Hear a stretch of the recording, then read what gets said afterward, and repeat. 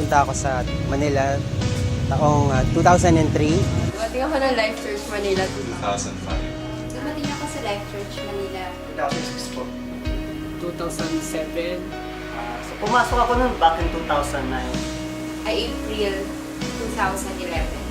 2011. 2012. Pero na-embrace ko yung vision ng 2013. Pagdating ko dito, nandito na si actually nandito na si Isa at saka si Lola. Before, nag-meet lang sila sa sa lugar na tinatawag natin ngayon na Life Church Office. Nagkaroon ng vision si Pastor dito sa Manila na mag-umpisa ng church. Yung Life Church Manila, Nag-gather kami every Sunday afternoon doon sa may Villevid Viejo. dyan pa lang siya sa 10-11. Parang isa siyang bahay. Yung tao, average lang nasa mga siguro 20 to 30 people. Kaya in-establish lang yung church para sa mga pupunta dito sa Manila. So, mostly ng mga taong nandun is from Palawan din. Tuwing worship time, ang ginagamit lang namin isang keyboard, isang acoustic. Nag-media ako. And then, ayun, yung time dati, pa lang yung hindi pa laptop, tsaka LCD, yung bigan.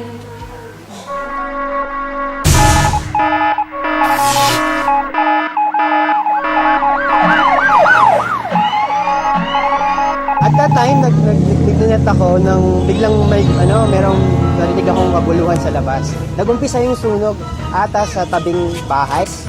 Yung buong yung buong building, talagang nasunog lahat. At yung mga investment na ginawa namin sa church, nasunog lahat yun. Ang masakit kasi nakatira ako sa taas, kasama ko si Jason. Nasunog din lahat ng namin ko. Ang natira lang sa akin yung suot ko.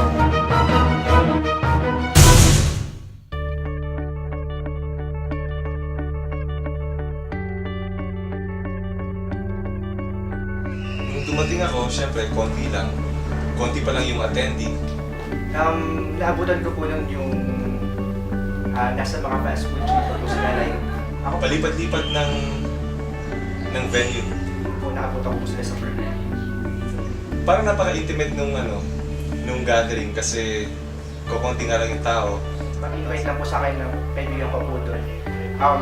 Para lang po siyang service tapos after na may kainan. So trip ko lang po talaga kumain.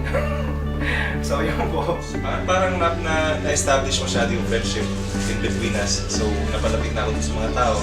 They have become like family. Kaya I decided to stay.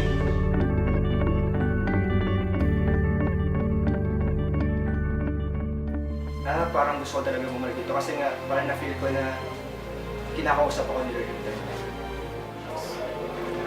Actually po yung 2006 po talaga, na-diagnose na po si Mama sa breast cancer po, stage 4. As a eldest po sa 5 po kami magkakapatid. Siyempre hindi ko po alam ang gagawin ko. Kailangan kong tumayo bilang panganay, maging tatay at nanay. Kasi wala na rin po akong tatay. Siguro sabi ni Lord sa akin na lumapit ka sa akin na sapat na ako para sa mga problema ko.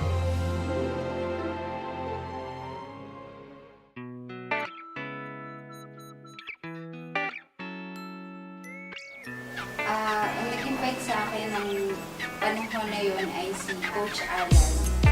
Wala akong idea kung anong church yung pupuntahan ko. So, nung nakita ko Life Church or baka nga LRC pa ang gamit mo, gulat na gulat ako kasi parang ang LRC, alam ko lang siya sa Palawan.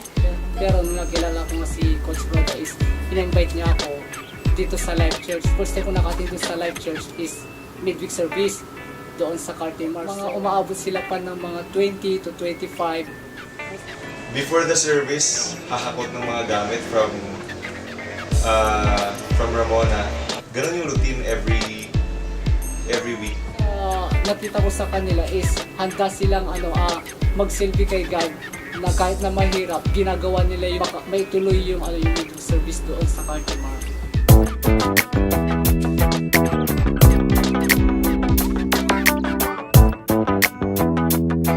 Tapos after ilang months, May 2006, lumipat na si Ever. Wala nag-invite sa akin doon. Actually, galing ako sa Dutahan. Diretso ako sa Ever para mag-CR. Doon sa CR, katabi niya siyempre yung Life Church. nakita ko kagad yung tarpaulin ko.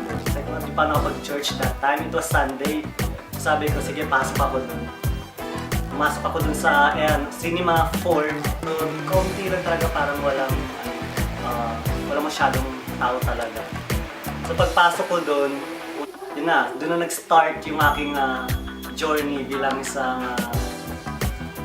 Christian. Sa net may nakita kaming magkakaklase contest. Ang pangalan ng contest is Campus Showdown. Sa Ever lang pala ginaganap. So nung naka-attend ako nung first round, nung elimination round, doon ko nalaman na church pala yun. Kahit na bago lang ako nung time na yun, sabi ko sa sarili ko, bakit kaya hindi ko subukan na magstay? Ba't hindi ko i-try? Kasi yun, nung tinry ko, di naman ako nagsisi sa pagta-try ko na yun. Ayun. Dumating sa point ng life ko na I found myself searching for meaning and purpose. Ako ay broken, I was lost. I poured out my whole heart sa wrong relationship. And dumating ako sa point na napagod ako. It ended up broken but then I lost. Tigas ulo, mahirap kausap. Na-engage din ako sa sexual immorality. Mahirap pakiusapan sa vices. Nung ini-invite ako ng June, punta ako ng life church, may hangover, pati sa masamang barkada.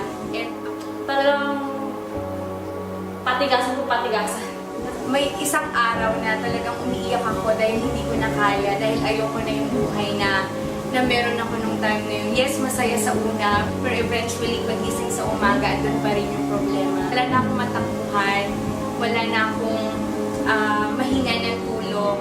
The time na yun, hinanap ko na si God again. And sabi ko sa kanya, pagod na ako. Gusto ko magkaroon ako ng hope. I know about God, pero hindi ko pa talaga siya kilala. I uttered a prayer, sabi ko, Lord, bigyan mo ako ng mga taong magpapabalik sa'yo. Gusto kitang makilala. Andiyan na yung life and death na nalulunod kami lahat. Doon talaga ako natakot ng sobra. Tapos, ayan, habang nalulunod ako, doon na talaga ako parang sisigaw na lang sa isip ko. Na, Lord! God answered my prayers. Then, doon ko nakilala yung Life Church Equal, ngayon yung pamilya ko. Balik ko na Manila, ako na mismo lumapit, ako na mismo yung altar call, ako na mismo tumayo, lumapit sa stage. Doon ko na talaga tinanggap. Sa encounter, doon ako nag-start na magkaroon ng personal relationship with the Lord. Totally sinurrender ko lahat. And Life Church, it helped me, na harapin yung problema ko, mga kasalanan ko, and it made me become a better person. I can see now na kung ano man yung pinagpagudan natin ng 10 years, parang isa-isang taon, kaya natin siyang gawin. And Kung wala man tayong sariling building pa, by then we have already moved to a much bigger place. Isa na rin ako sa mga nag-train ng mga tao. 3 to 5 years from now, malamang nag-extend na siya to buong Luzon, possible yun. Talagang it's really amazing kasi kung paano in-expand ng God yung church dito sa Manila. So, siya yung humubog sa kung ano tayo right now.